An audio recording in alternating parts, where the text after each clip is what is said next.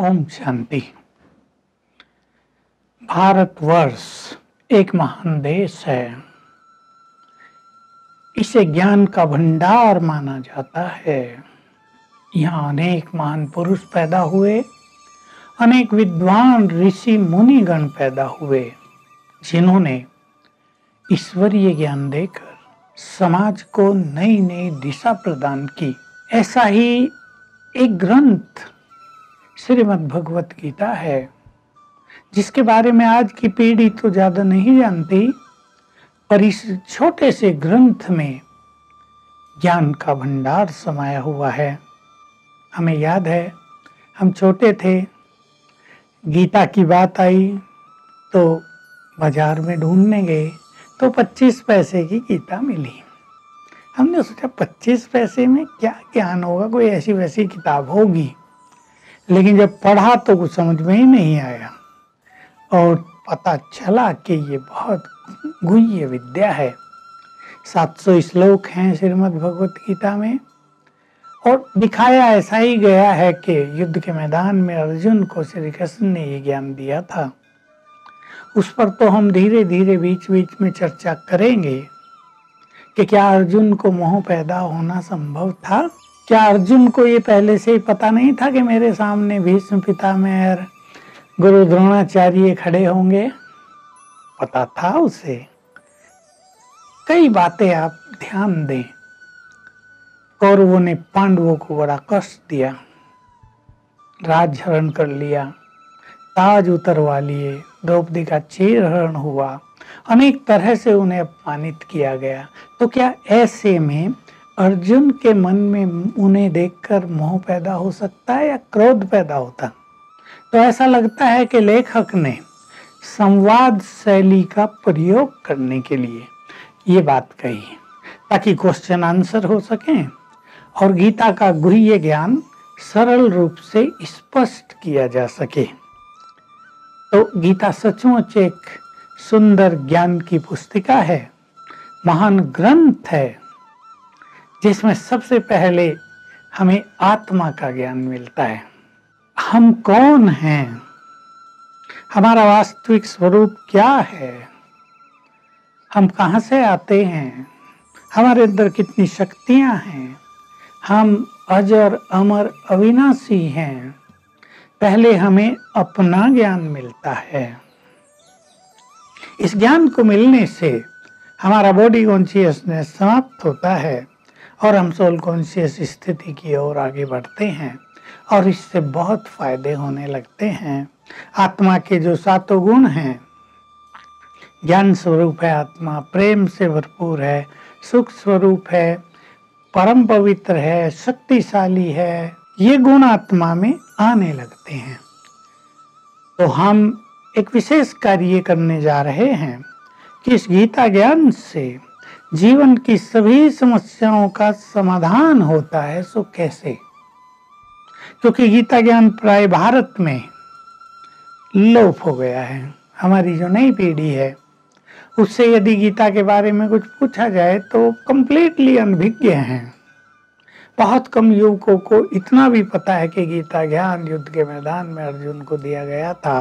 संसार में दुख अशांति बढ़ रही है, अनेक समस्याएं विकराल रूप लेती जा रही हैं। पीछे हमारे देश में रेप की समस्या कितनी विशाल हुई, देश का नाम बदनाम होने लगा। डिप्रेशन कितनों को हो रहा है, कितने घर घर में लड़ाई झगड़े हो रहे हैं। सबसे बड़ी समस्या आजकल मैरिजेज की है, जिसमें डिवोर्स हो रहे हैं, फटाफट हो रहे हैं। 2 परिवार और उनसे जुड़े हुए कितने लोग अशांत होते हैं, टेंशन में आते हैं। बीमारियां देख लो कितनी बढ़ रही हैं।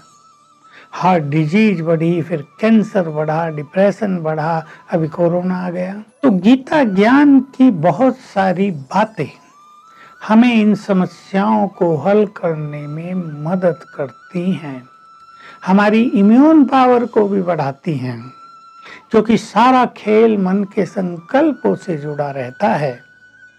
तो भारत का इतना सुंदर गहन ज्ञान, जिसे भारत की वर्तमान पीढ़ी अनभिज्ञ है, कैसा सोचनीय विषय नहीं है? इतना बड़ा ज्ञान जिससे सब समस्याओं का हल हो सकता है, जिससे मनुष्य के जीवन में खुशी आ सकती है, जिससे उसके संबंधों में प्यार घुल सकता है, जिससे उसका काम, क्रोध, अभिमान नष्ट होकर जीवन में सुख, शांति और पवित्रता, प्रेम आ सकता है। ऐसे ज्ञान से भारतवासी अपरिचित हैं। कैसी बड़ी विडंबना है। समस्याओं में मनुष्य उलझता जा रहा है और कुछ समस्याएं तो ऐसी आ रही हैं कि मनुष्य को पता भी नहीं चलता कि इसका समाधान हो कैसे। जैसे वर्तमान कोरोना की समस्या ही है। कोई कहते हैं लंबा समय चलेगा, लोगों को पता नहीं चल रहा, अंदर में बेचैनी हो रही, खाली रहा नहीं जाता। बड़ी प्रैक्टिकल सी बातें हैं। लेकिन अगर हमारे पास गीता का ईश्वरीय ज्ञान रहे तो हम प्रसन्न भी रह सकते हैं।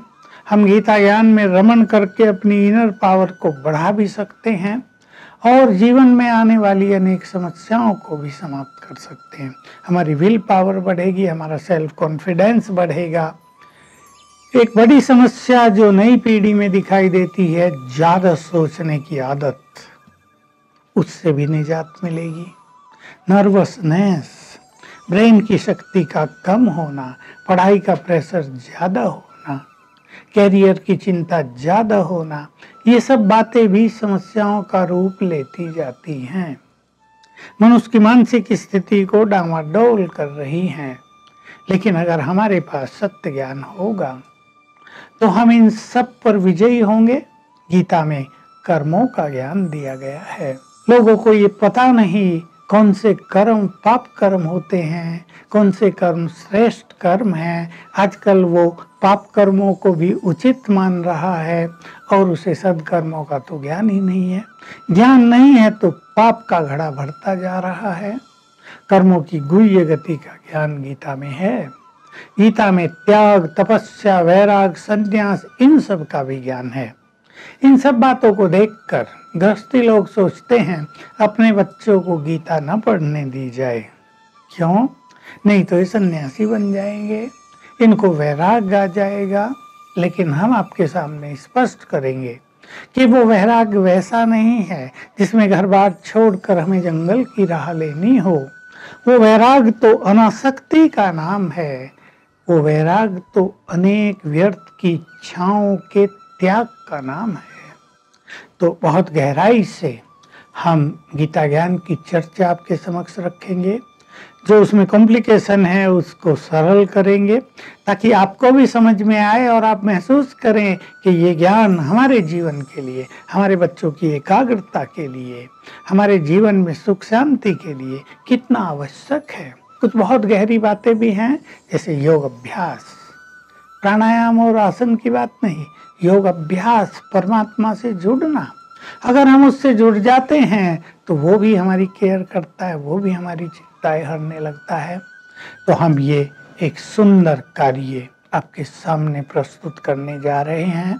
एक एक समस्या का गीता में कहाँ समाधान कैसे संभव है, इस ज्ञान से उसकी प्रस्तुति हम आपके समक्ष रखेंगे और हमें पूर्ण विश्वास है आपको इससे अधिकतम लाभ होगा। ओम शांति।